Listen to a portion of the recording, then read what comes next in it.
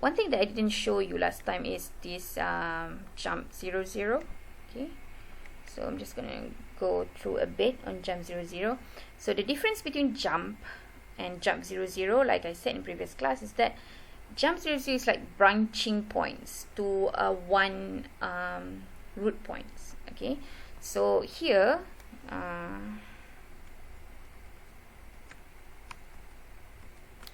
you can see that there are two different points of jump 0 0. Okay, so it should end here. Alright, so in the case of using jump 0 0, we can see that here, if I have three different, now I've added to have three different jumping points here at rung 2, sorry, rung 1, rung 3, and then rung 6. Okay, so all of that points, and I have the common jumping points is at rung 9. Okay,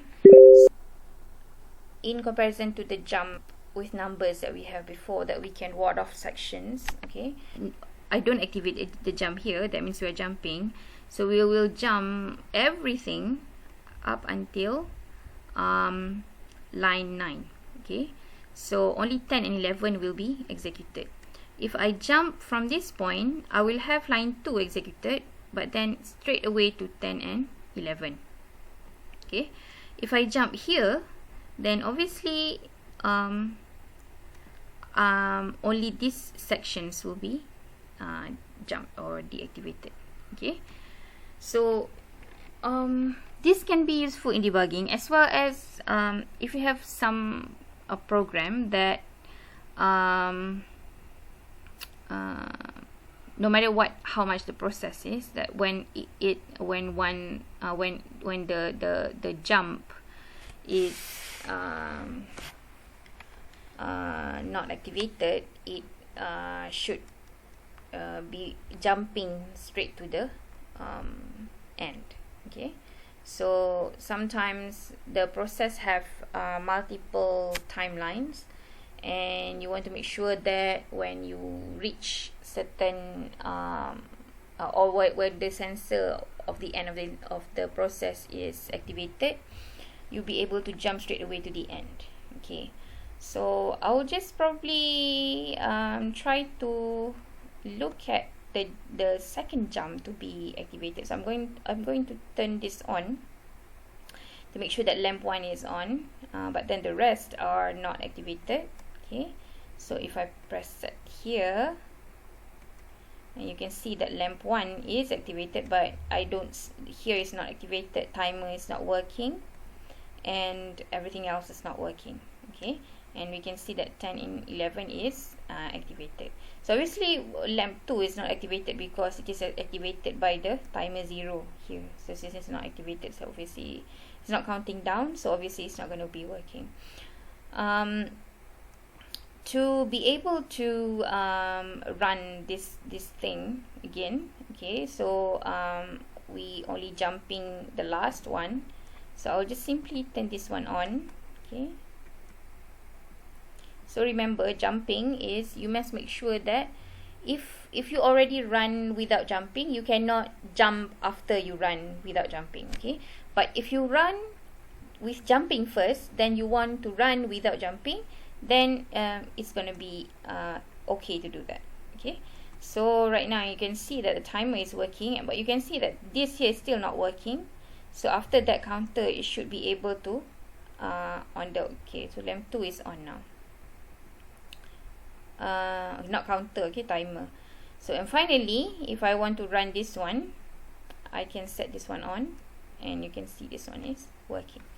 So that's how jump 0 0 is done. Okay, it will skip portions of the program, like in the middle of a long program, for example, and you just wanted to ward off that certain instructions not to be executed, then you can use these jump measures. Okay, all right.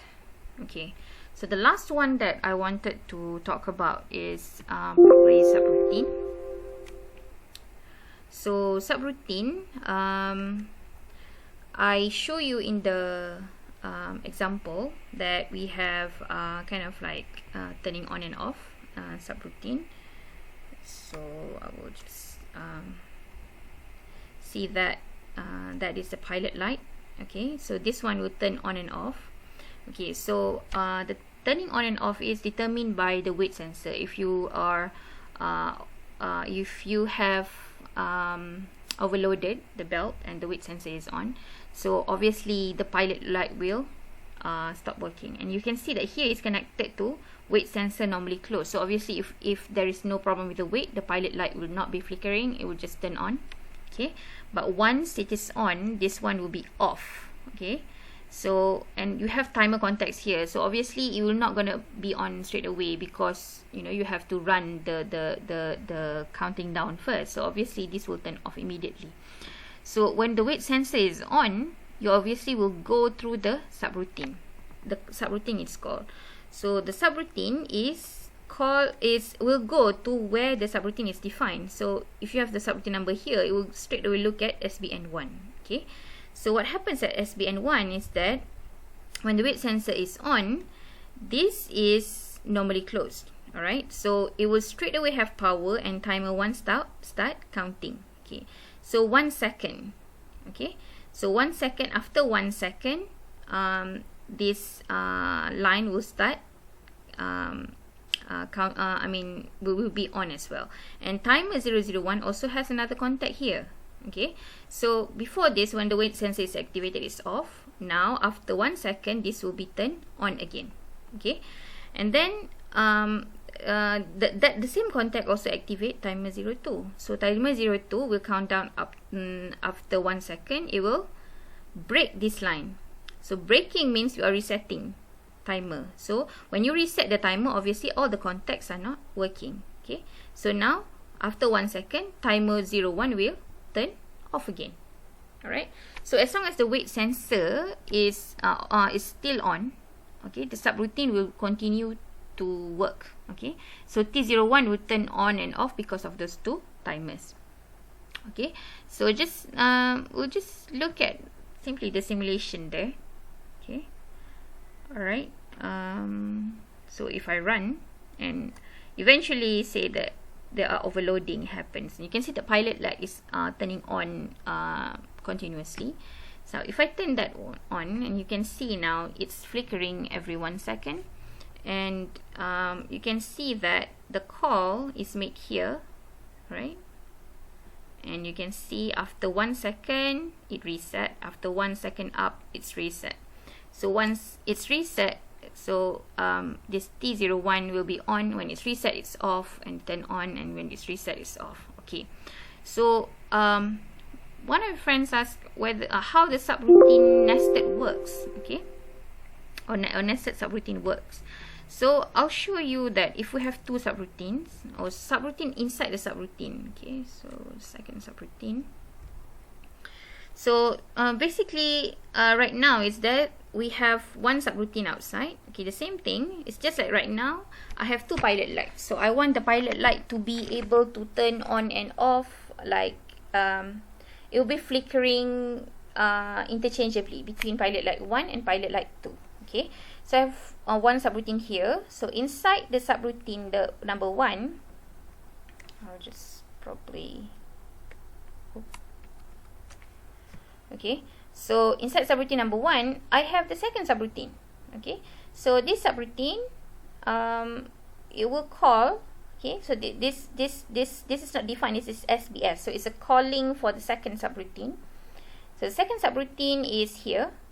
Okay, so and then it will eventually run the timer, okay, to turn on and off the second pilot light. Okay, and you realize that here return, okay, does not have a number. So I have asked a quiz, what are the last line if you have multiple subroutines. Return is not associated with any number, so return is always the same return. So every subroutine defined must end with return. Okay, so but it's not associated with any number. Okay, so the end line should be only written, RET. Okay, so let's take a look at basically how it works. So we're just going to take a look at this pilot light together. Okay, so right, say the weight sensor is now on. Okay, and you can see right now that pilot light and pilot light 2 interchangeably turning on and off. Okay, so pilot light 1 is turning on and off because timer 1, and pilot light 2 is turning on and off because timer 3. Okay, so timer 1 here, okay, this is what happens. So after 20 seconds, alright, after 20 seconds, it will go through the second subroutine as well as counting the second timer. So when the second subroutine is on, okay, so when the second subroutine is on, it will turn on second and fourth timer. Okay, so I have held this basically line here for the subroutine to always work with T003. So even when T001 is off, after 20 seconds, 2001 is off, but the subroutine is still running inside here. Okay, so we have to make sure that the line is maintained so that the subroutine will keep on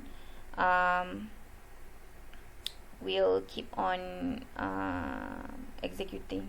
Okay, alright, so I think that's it.